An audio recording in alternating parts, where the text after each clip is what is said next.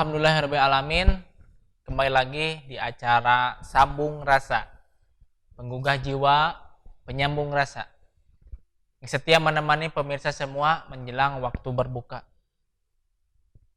Alhamdulillah, kita sudah memasuki episode 27, yang artinya sudah 27 hari pula kita melaksanakan saum di bulan suci Ramadan ini. 3 hari lagi kesempatan kita untuk bisa melaksanakan saum di bulan suci Ramadan ini. Kembali lagi saya ingatkan untuk ayo sama-sama kita tingkatkan lagi semangat di hari-hari penghabisan ini untuk bisa beramal sebanyak-banyaknya dan sebaik-baiknya. Pada episode sebelumnya kita membahas mengenai orang yang rugi ketika memiliki orang tua tetapi tidak masuk surga. Pada pembahasan kali ini kita akan tanyakan langsung kepada Ustadz. Seperti biasa telah hadir di hadapan kita Ustadz Kiai Haji Om Surahman yang akan memberikan tausiah dan akan menjawab apa yang menjadi pertanyaan pada pembahasan di hari ini. Kita langsung saja tanyakan kepada Ustadz. Ustadz, mengenai kegagalan mendapat ampunan dan kecintaan Nabi Muhammad SAW dengan memuliakan ibu dan bapak, Ustadz, ini bagaimana kaitannya, Ustadz? Terima kasih. Alhamdulillahirrahmanirrahim. Asyhadu an la ilaha illallah wahdahu la syarikalah wa asyhadu anna Muhammadan abduhu wa rasuluh, amma ba'du. Barangkali kata kuncinya adalah dalam memaknai Ramadan itu sendiri. Ramadan bukan harutin yang selesai sesudah Lebaran, kemudian usai. Tapi sesuatu yang mesti menjadi karakter. Jadi saum itu latihan. Gitu. Ketika selesai, apakah selesai atau baru mulai? Ketika seseorang wisuda, itu akhir atau awal? Awal. Sebaiknya menjadi awal. Wisuda bukan akhir, tapi awal. Untuk membuktikan yang kita terima sebagai penghargaan. Sekolah dan media ijazah baru sampai menggambarkan kita sudah tamat belajar, bukan bisa membuktikan dan mewujudkan ilmu itu. Baru jadi fakta bahwa dia selesai belajar. Tapi tujuan belajar itu kan baru mulai. Ya, berarti itu. Jadi digambarkan begini, pada hari kiamat yuqalu dipanggil dari pintu surga. Gitu. Aina shaimun.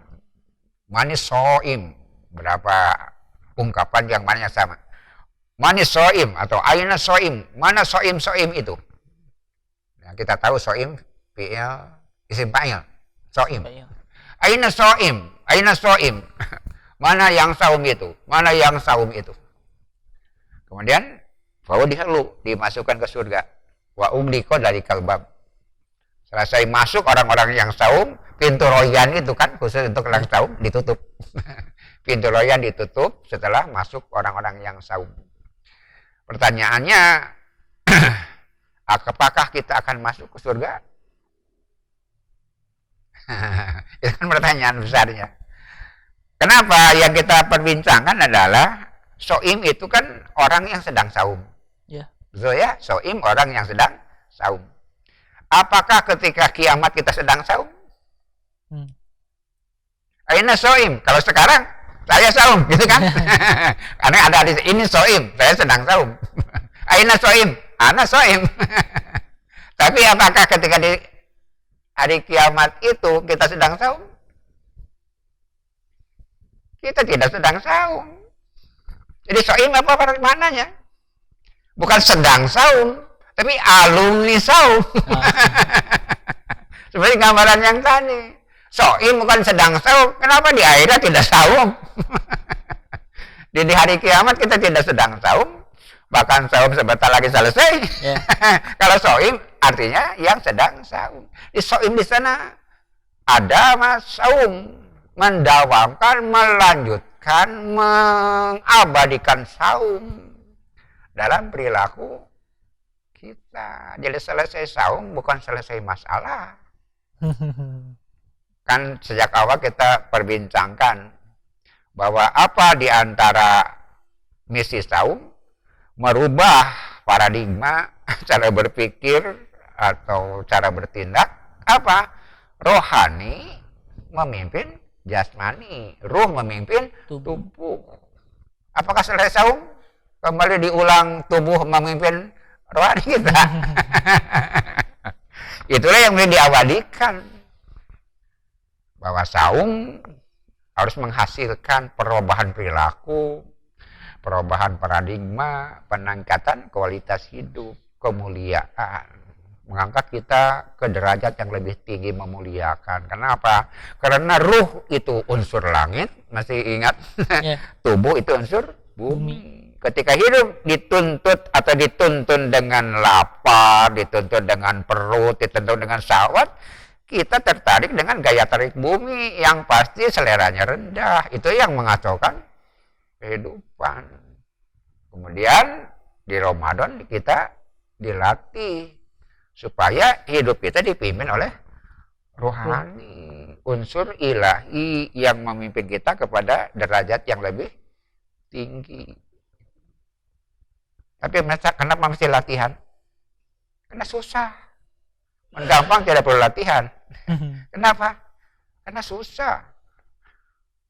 Mudah mana mengikuti jasmani dan mengikuti rohani? Mudah mengikuti jasmani. Nyuruh makan ya makan aja. Nyuruh minum ya minum aja.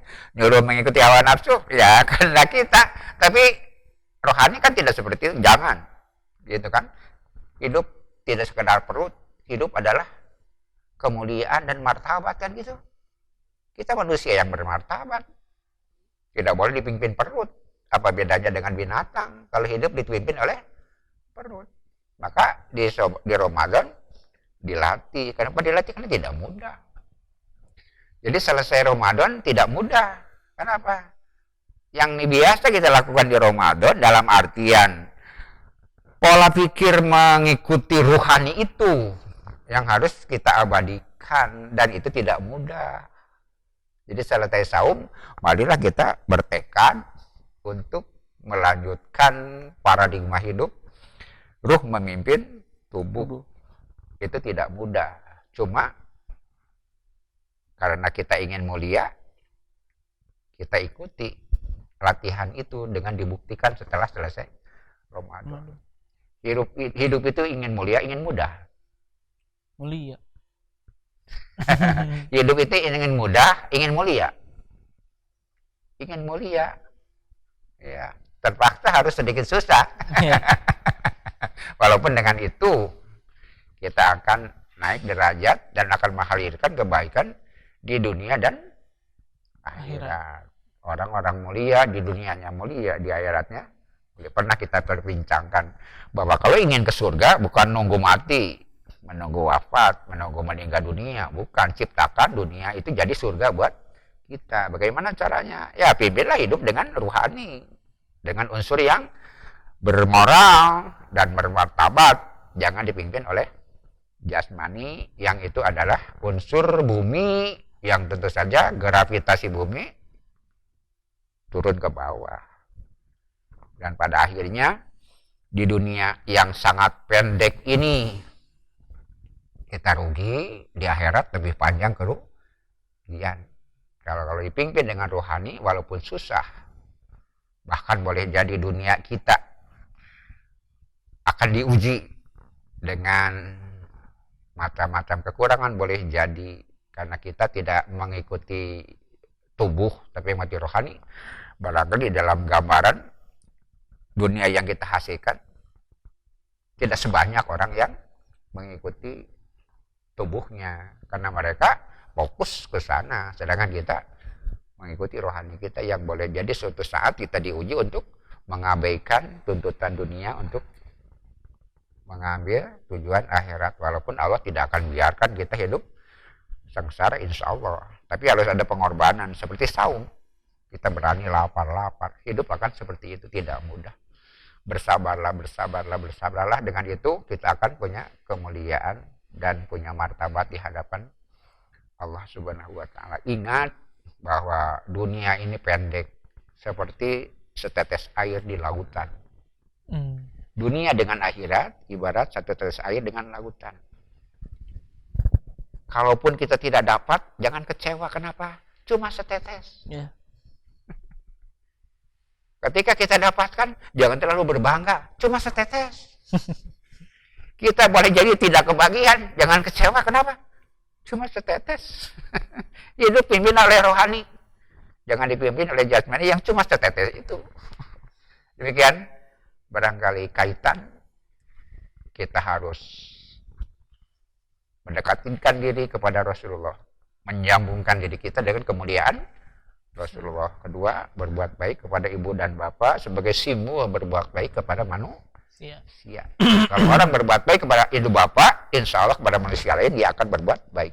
Tapi kalau kepada ibu bapak saja jelek, apalagi kepada orang, standarnya itu, barulah nanti saum kita akan mengangkat derajat kita kepada tingkat yang lebih tinggi. Barangkali begitu gambaran rangkaian dari hadis yang disampaikan 2 hari yang lalu. Pertanyaan selanjutnya Ustadz, mengenai tadi kita sudah semakin dekat ini dengan akhir di bulan suci Ramadan ini.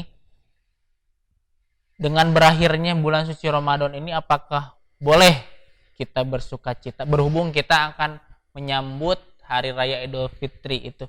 Sebagaimana di episode awal kita telah bahas bahwa dalam menyambut Ramadan pun kita perlu bersuka cita. Nah sekarang apakah dengan berakhirnya bulan Ramadan ini kita boleh juga bersuka cita karena menyambut itu Idul Fitri? Ada yang kita tidak bisa tiru dari para sahabat. Kalau para sahabat selesai Ramadan bersedih karena mereka berpisah dengan bulan yang penuh nikmat, penuh harapan, penuh berkah itu. Tapi boleh jadi buat kita tidak akan mampu seperti itu. Dalam pengertian memang agama pun itu kan sikap para sahabat. Bukan secara umum kita tidak boleh bersuka cita, tidak. Sangat wajar ketika selesai melakukan tugas berat panjang, ibadah paling panjang adalah saum Ramadan, gitu. Sholat berapa menit, gitu ya. Zakat berapa menit. Ibadah haji ya, seminggu selesai. Apalagi syahadat. Ibadah yang paling banyak adalah Ramadan. Saum memang sesuatu yang memberatkan. Boleh jadi mengurangi bobot tubuh. Boleh jadi mengurangi tidur. Maka ketika selesai kemudian bergembira kan wajar-wajar saja. Wajar-wajar saja. Dalam pengertian bersyukur ya, begitu ya. Bukan euforia, tapi bersyukur dengan selesainya Ramadan, kita bisa berhasil melampaui latihan yang cukup panjang, dan dengan itu mudah-mudahan kita punya harapan seperti kata Rasulullah SAW, kharaja min dunubihi kayaumi waladatu ummuh. Itulah impian kita, lahir sebagai orang baru seperti yang baru dilahirkan oleh ibunya. Jadi kita punya harapan, dan dengan itu bersyukur terhadap selesainya Ramadan tentu tidak dilarang, bahkan wajar-wajar saja. Bagaimana ekspresinya, wujudnya para sahabat pun saling mengucapkan selamat, taqabbalallahu minna wa minkum. Mereka bergembira dengan selesainya Ramadan, walaupun ada sebagian yang menangis karena Ramadan sudah selesai. Tapi pada hakikatnya bergembira dengan selesainya Ramadan itu manusiawi dan wajar-wajar saja setelah kita menghadapi ibadah yang sangat panjang dan cukup melelahkan. Ketika selesai, kita merasa bersyukur. Kata kuncinya itu kita bersyukur kepada Allah. Kemudian membagi rasa bahagia itu dengan sesama manusia. Ya, saling menghadiahi, saling kunjungi. Kan itu sesuatu yang ekspresi yang wajar-wajar saja dan tidak dilarang. Ketika kita mendapatkan keuntungan pun kan begitu. Kita undang orang kan biasa-biasa saja, begitu saja. Kita tidak boleh bersikap negatif ketika orang menampakkan ekspresi gembira pada selesainya Ramadan. Itu hal yang halal, mubah, dan boleh selama dilakukan dalam batas-batas yang tidak melanggar norma. Tentu saja boleh, apalagi diisi dengan hal-hal yang dianjurkan dalam Ramadan. Silaturahim kan, saling mengunjungi, kemudian mengucapkan selamat. Rasulullah dan para sahabat pun melakukan hal seperti itu. Barangkali itu, marilah kita sambut Idul Fitri dengan sukacita. Walaupun dengan pemikiran bukan euforia, tapi bersyukur kepada kurnia Allah. Kita masih diberi kesempatan menjalani Ramadan, diberi kesempatan melakukan amal-amal yang akan menyelamatkan kita, dan ketika selesai kita mengucapkan alhamdulillah taqabbalallahu minna wa minkum, walaupun di dalam pengertian selesai latihan bukan selesai tapi masih banyak justru paket perubahan sikap itu yang dituntut dari diri kita. Tapi bersyukur sesuatu yang boleh bahkan dicontohkan oleh para sahabat dan Rasulullah Shallallahu Alaihi Wasallam selama dalam batas-batas yang wajar. Dan apabila ada orang yang nembeng gembira walaupun tidak saum, ya silakan saja karena rahmatan lil alamin, rahmatan lil alamin. Itulah Islam. Yeah. Gak usah kita keki pada orang yang ikut gembira, pada mereka tidak saum, nggak apa-apa, bagus-bagus saja. Kenapa? Ya cek bahasa peporihan di akhirat atau di dunia giring bahagia. Seperti itu. Jadi kita tidak usah memandang negatif terhadap orang-orang yang ikut bergembira. Kita pun ikut bergembira, dan dengan banyak orang bergembira maka kegembiraan kita akan bertambah. Itulah kegembiraan, ketika banyak orang semakin bertambah. Tapi buat kita sendiri bersyukur kepada Allah dengan selesainya, dan kemudian ekspresikan dengan hal-hal yang boleh, mubah, dan bahkan dianjurkan lebih baik. Kemudian kita berdoa kepada Allah, mudah-mudahan semua yang kita lakukan di bulan Ramadan menjadikan kita lahir sebagai manusia-manusia yang lebih bermartabat, yang lebih mulia, insya Allah. Demikian barangkali. Terima kasih Ustadz atas jawabannya. Alhamdulillah terjawab sudah apa yang menjadi pertanyaan dan apa yang menjadi pembahasan pada hari ini. Pelajaran yang dapat kita ambil bahwa boleh kita bersukacita dalam arti bersyukur atas selesainya bulan suci Ramadan ini. Karena kita telah mengalami latihan yang tadi telah disebutkan, dan ujian yang sebenarnya yaitu setelah periode di saum Ramadan ini, yaitu setelahnya. Jangan sampai amalan-amalan yang selalu kita laksanakan di bulan Ramadan, setelah Ramadan itu terputus, bahkan tidak dilakukan kembali. Itu merupakan ciri-ciri orang yang rugi. Sekian hari ini, kita berjumpa kembali di jam dan waktu yang sama. Billahi taufik wal hidayah. Wassalamualaikum warahmatullahi wabarakatuh. Waalaikumsalam.